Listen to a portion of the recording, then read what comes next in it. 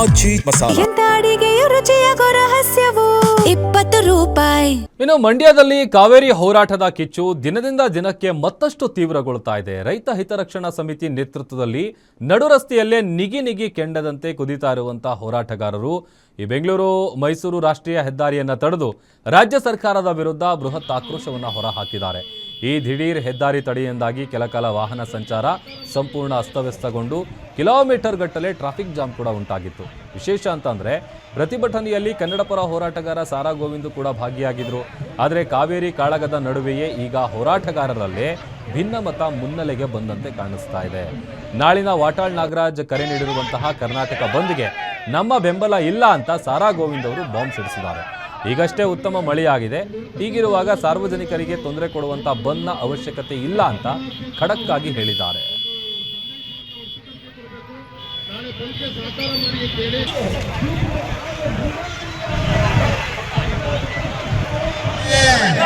ಕನ್ನಡಿಗರಿಗೆ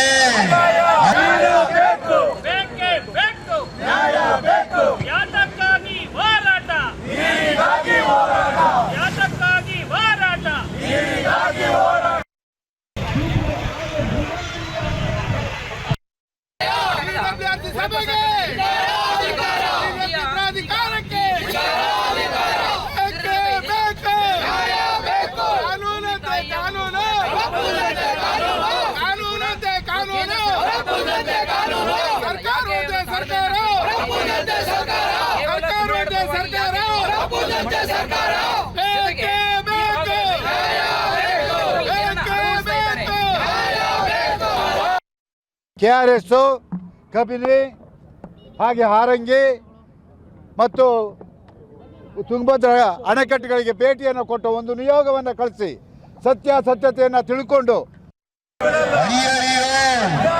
ರೈತರಿಗೆ KRS, ಕಬಿನಿ, ಹಾಗೆ ಹಾರಂಗಿ ಮತ್ತು ತುಂಗಭದ್ರಾ ಅಣೆಕಟ್ಟುಗಳಿಗೆ ಭೇಟಿಯನ್ನು ಕೊಟ್ಟು ಒಂದು ನಿಯೋಗವನ್ನು ಕಳಿಸಿ ಸತ್ಯತೆಯನ್ನು ತಿಳ್ಕೊಂಡು ಆಮೇಲೆ ಒಂದು ತೀರ್ಪನ್ನು ಕೊಡಬೇಕಾಗಿತ್ತು.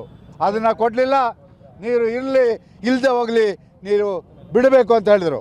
ಅವತ್ತು ನಾವೆಲ್ಲ ಸೇರಿ ಇದೇ 13ನೇ ತಾರೀಕು ಕರ್ನಾಟಕ ಬಂದ್ಗೆ ಕರೆ ಕೊಟ್ಟು, ಆದರೆ ಅನಿರೀಕ್ಷಿತವಾಗಿ ಪ್ರಕೃತಿ ನಮ್ಮ ಪರವಾಗಿ ಒಲಿದು ಧಾರಾಕಾರವಾಗಿ ಮಳೆ ಬಂದಿದ್ದರಿಂದ ನೀರು ತಾನಾಗಿ ಹರಿದೋಯ್ತು. ಆಗ ನಾವು ಆ ಬೆಂಗಳೂರು ಬಂದನ್ನು ಕೈ ಬಿಟ್ಟು ಈಗಲೂ ಕೂಡ ಬೆಂಗಳೂರು ನಗರ ಬಂದ್ಗೆ ಕರ್ನಾಟಕ ಬಂದ್ಗೆ KRS